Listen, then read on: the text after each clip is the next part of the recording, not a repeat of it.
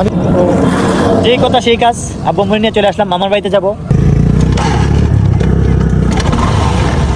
আমরা সবাই কোথায় আসছি? ও আসসালামু আলাইকুম এভরিওয়ান। আজকে আমি এক জায়গায় যাব, প্রায় 10 বছর পরে আমি আমার মামার বাড়িতে যাব।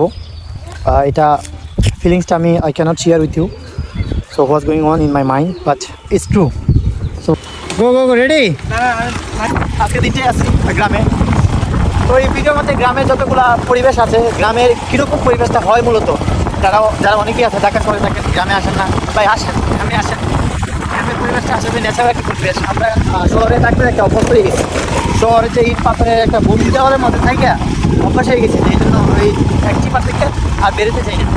তো আমি যেটা এবার বুঝতে পারলাম, তো গ্রামে আসাটা আসলে অত্যন্ত জরুরি।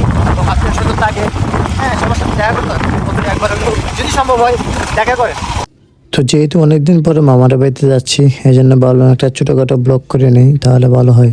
আমরা এই মুহূর্তে আছি বাদশাহগঞ্জ বাজার, বাংলাদেশের সুনামগঞ্জ জেলা ধর্মপাশা উপজেলায় একটি অন্যতম প্রধান গুরুত্বপূর্ণ বাণিজ্যিক কেন্দ্র। এটি হাওর অঞ্চলে মানুষদের কেনাকাটা ব্যবসা একটি বড় কেন্দ্র হিসেবে পরিচিতি।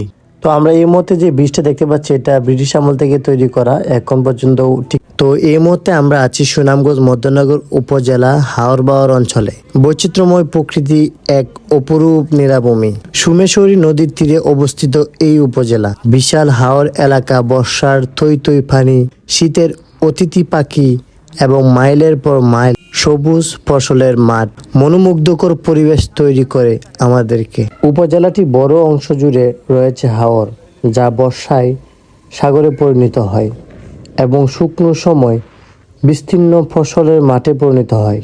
বিভিন্ন এলাকা প্রাকৃতিক হিজল ও খরচের বন রয়েছে, যা এলাকা পরিবেশের ভারসাম্য রক্ষার পাশাপাশি প্রাকৃতিক সৌন্দর্য বৃদ্ধি করে। প্রায় 10 বছর পরে আমি আমার মামার বাড়িতে যাচ্ছি, তাও আবার আব্বার সাথে যাচ্ছি, আম্মাও আছে। তো আমি আছি হাওরবাওয়ার এলাকায় মধ্যনগরে। এটা হচ্ছে মধ্যনগর উপজেলা বলরামপুর যাব। তো প্রায় আফটার 10 ইয়ার্স, 10 বছর পরে আমি আমার মামার বাড়িতে যাচ্ছি। তারপরেও সাথে আছে আমার আব্বা আর আম্মা। তো এর আগে বেশি একটা যাওয়া হয় নাই। তো 10 বছর পরে প্রায় যাওয়া হয় নাই বলে সময় পাইনি, এই জন্য যাইনি। তো এইবার যেহেতু ঈদে আসছি বাড়িতে, নিয়ত করে আসছিলাম যে আমি যদি ঈদে বাড়িতে যাই তাহলে মামার বাড়িতে অবশ্যই একটা ঘুরান দিব আব্বু আম্মুরে নিয়ে। তো যেই কথা সেই কাজ, আব্বু আম্মুরে নিয়ে চলে আসলাম মামার বাড়িতে যাবো। আচ্ছা, এখন আব্বা কথা হচ্ছে অনেক বছর পরে যাইতেছি তোমার শ্বশুর বাড়ি আর আমার মামার বাড়িতে। তো তোমার কেমন লাগতেছে আমার সাথে যাইতেছো? যে আলহামদুলিল্লাহ ভালো লাগতেছে। লাগতেছে। তুমি কত বছর পর যাইতেছো? ভালো। হ্যাঁ, আমি মাস 6 হইছে। 6 মাস পরে যাইতেছো? ও, এর আগে গেছিলা?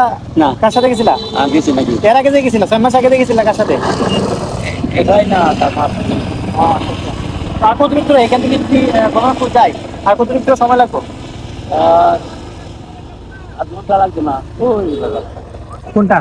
ওই সামনে। ওই সামনেই বলরামপুর নাকি? আর বেশি সময় লাগবে না, আর আধা ঘন্টা সময় লাগবে। ও, তো তোমার কেমন লাগতেছে? তোমার শ্বশুর বাড়ি যেতেছো অনেক দিন পরে? আলহামদুলিল্লাহ ভালো লাগতেছে। ভালো লাগতেছে। বাট পরিবেশটা কিন্তু অনেক সুন্দর, দেখছো?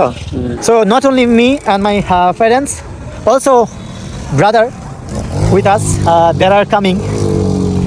I called him, brother, you just here, take the breath, fresh air from the nature, and I'm coming also within 20 minutes. Okay, so we are just waiting for him. My brother also coming.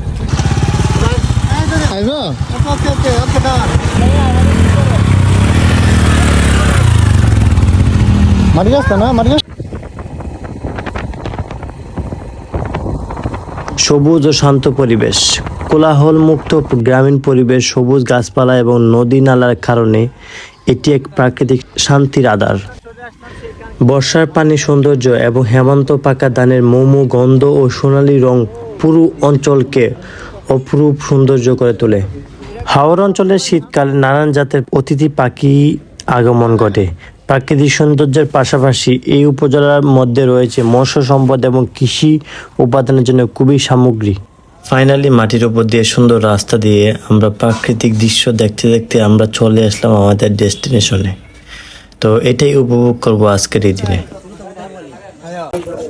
তো মামার বাড়ি থেকে আসার পথে গাড়িতে তেল নাই, যদিও আমি 2টা তেল ভরছিলাম বিকালে। আসার পথে, যাওয়ার পথে ভরছিলাম, বাট আসার পথে তেল নাই বললেই চলে। এখন গাড়ি টেলা নিচ্ছি, একটা গ্যারেজের সামনে দাঁড়ালাম। তারপর বললো যে ভাই তেল তো নাই, তো আমি একটা ব্যবস্থা করে দিয়েছি, পরে আরেকটা মোটরসাইকেল উনি ভাড়া চালায়, ওনার ট্যাঙ্কি আবার ফুল আছিল, তো ওনাকে কিছু রিকোয়েস্ট কইরা তো আর একটু টাকার পয়সা একটু বাড়ায় ছাড়াই 1 লিটার তেল লইতেছি। 1 লিটার তেল লইয়া তারপর যাইতেইব, কিছু করার নাই, কারণ সব জায়গার মধ্যেই তেলের সংকট। জানি না এই সংকটটা কতদিন পর্যন্ত চলতে থাকে।